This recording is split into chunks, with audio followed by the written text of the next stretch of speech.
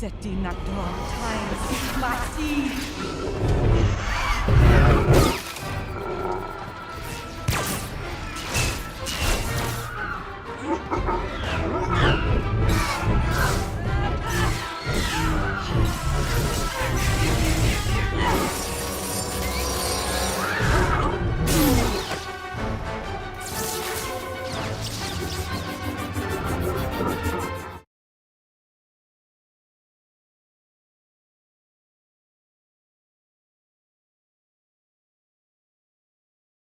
So we are going to start the day off with George Bate from Star Wars Holocron. And we have George and Josh. Yeah. Hi, Meredith. Hi, George and Josh. How are you? Good. How are you? Good, thank you.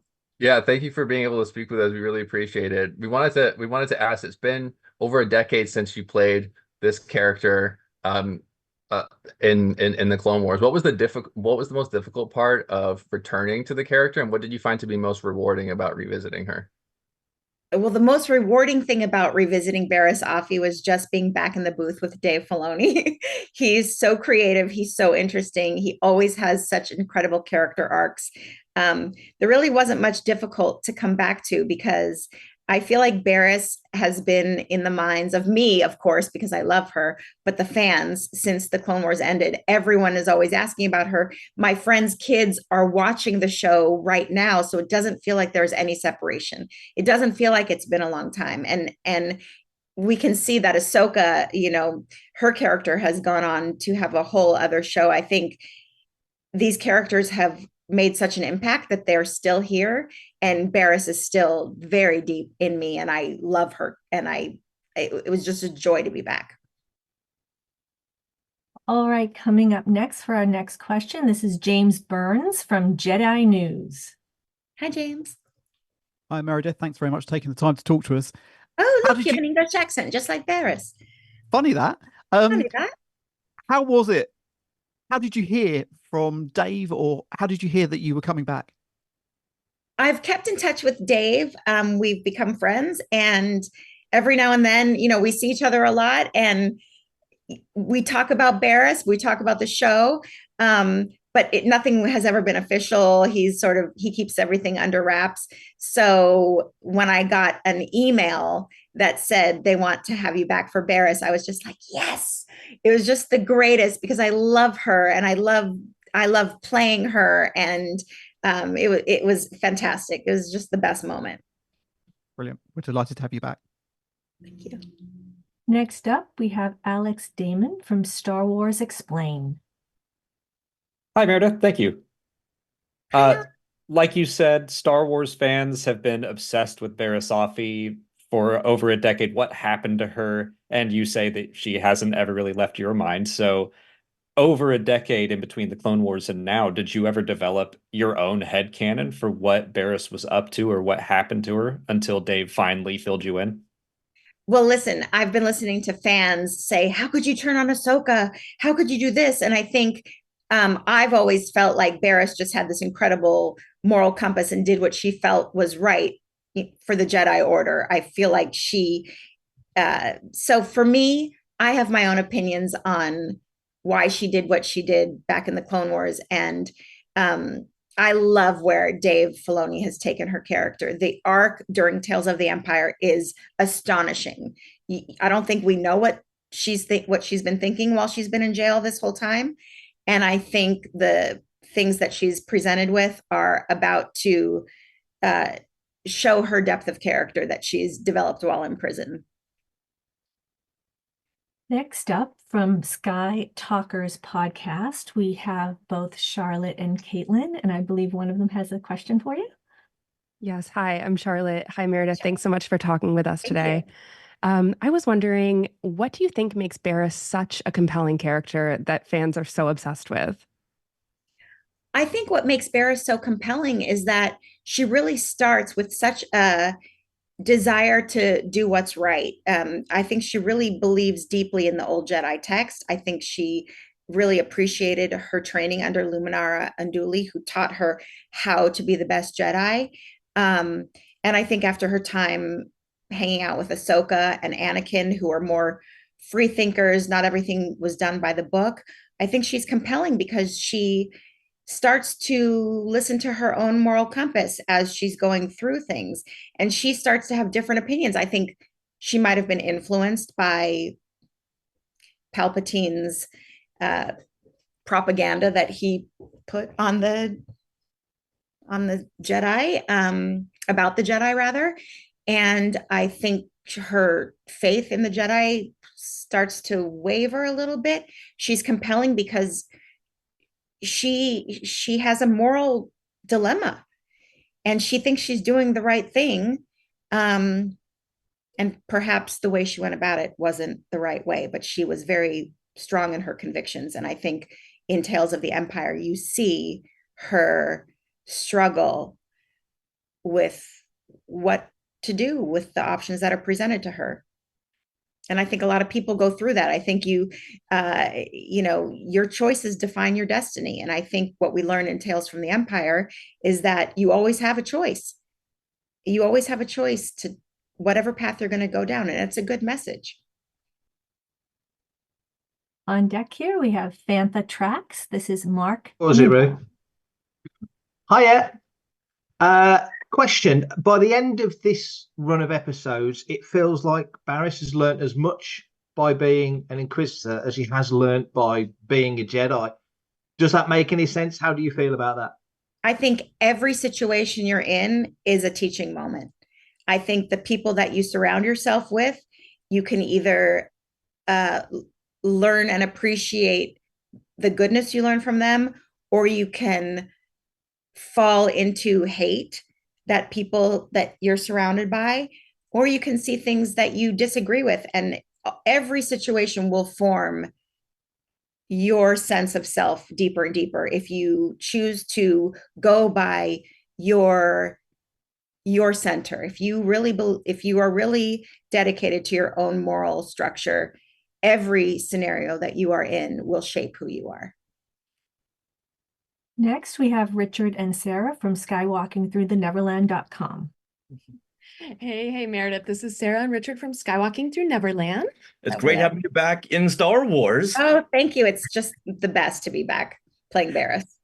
Now, I don't believe we've seen the last of Barriss. Now, if it were up to you, where would you want to see Barriss go from here? Well, I can't spoil what happens at the end, but if there was a fantasy world where I could create more Barriss, she's got a lot she has to deal with how her relationship with Ahsoka ended. And I think Barriss Offee and Ahsoka Tano need to have some time together to rehash and explain and reconnect. And it would be like the two of them going off on adventures together, because I think they really do have a strong bond. And I think they believe in the same things ultimately. Great, thank you. Next, we have Keith Yarday from Father Son Galaxy Star Wars. Hi, I'm Keith from Father Son Galaxy. Nice to meet you. So now that we've seen Barriss Offee's journey from the Clone Wars to the ending in Tales of the Empire, what do you know about Barriss that you didn't know before the show? I think watching her grow from being a Padawan learner to where she is now, there's a huge age change for her. And I think when you start as a young child, you look at the world in a certain way. And I think as you go through life and you make mistakes, as everyone does, you learn from them. And I think as an older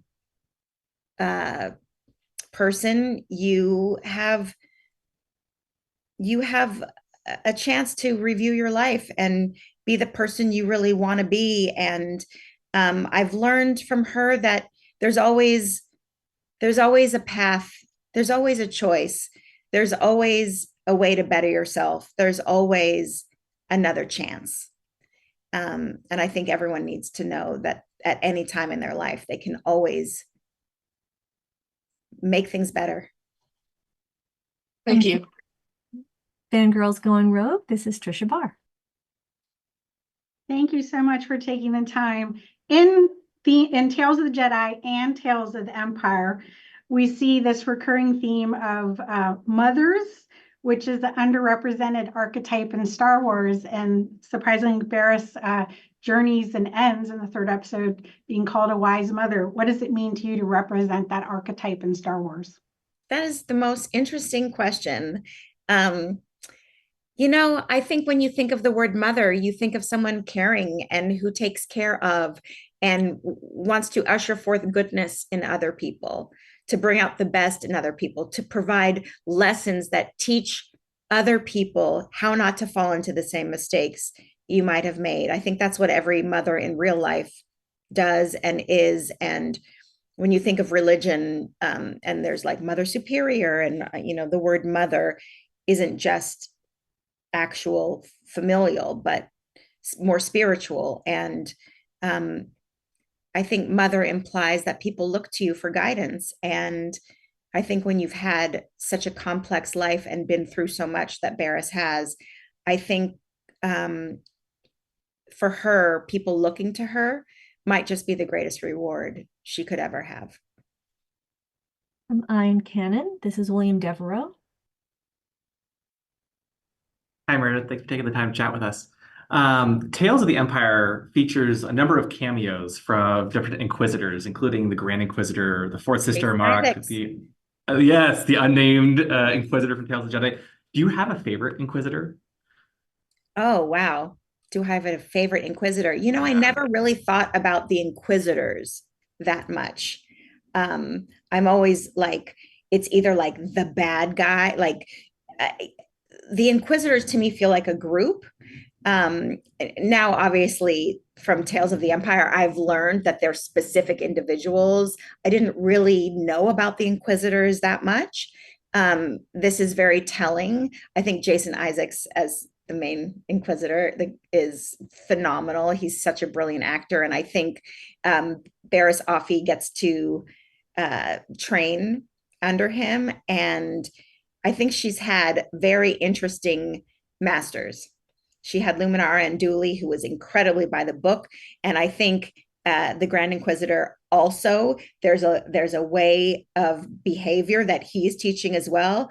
And I think she's being taught by the best of the best for what they are. In the Inquisitors, here's the person who's really he's not going to pull any punches with you. He wants you to step up. And I think requiring Barriss to step up and push herself to a place she might not want to go, or she's afraid to go, but she does. It's fascinating to me. Next, Dan Zaire with Coffee with Kenobi.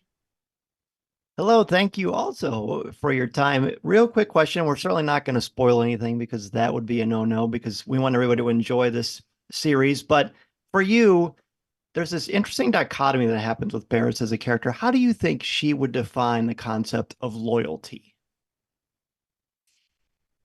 I think through her trajectory, there is a loyalty to herself. I think there's a loyalty to her inner beliefs. I think there's a loyalty to her morality.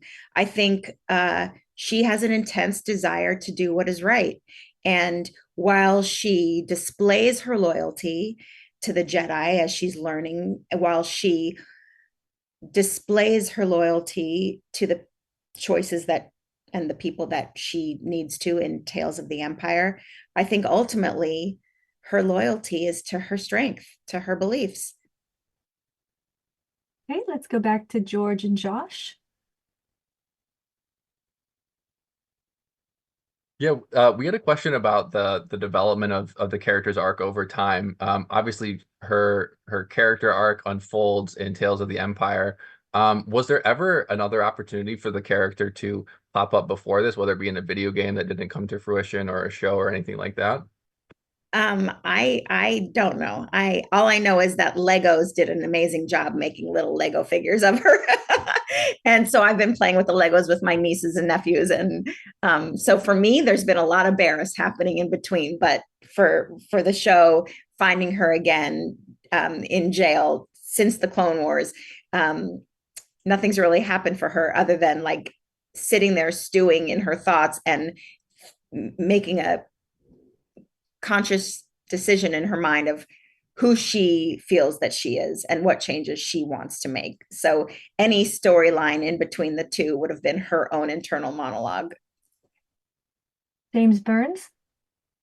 Going back to Star Wars Celebration in Anaheim in 2015, Dave Filoni said on stage that the original plans for your character was to die in The Wrong Jedi.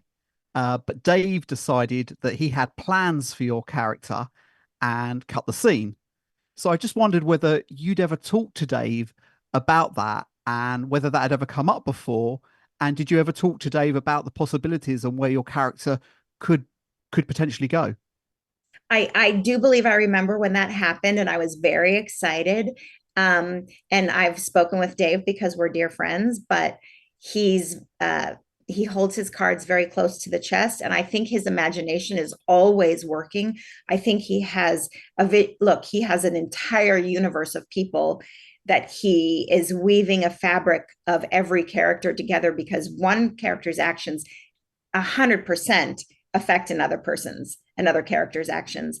And so I think he has this grand vision. And as he's shifting his imagination for all of it, the characters might shift, and what he thought he might want to do back then shifts as he develops another character. So I know he had something in mind, but no, he never shared with me what that would be. And of course, I'm always like, please tell me what's going to happen to Barris. I mean, I love Barris, and so the more I can play her and inhabit her character is a joy for me. Brilliant. Okay, and for our last question, Alex Damon, please. If Barris, at the end of her journey in her shorts and Tales of the Empire, could go back and give Barris the Padawan some advice while she was struggling during the Clone Wars, what do you think she would say? I think I think there would have been some whisperings about how to go about handling situations in a more diplomatic way as opposed to a violent way, which is interesting because I think that's all Barris ever wanted. When she was upset with the Jedi Order, it was because they were moving to a more military style way of handling conflict and dismantling their peacekeeping notions. And I think for her, she wanted to make that happen, but she fell into the thing she didn't want to be. So I think whisperings of, an adult to a child, like, make better choices. Make better choices.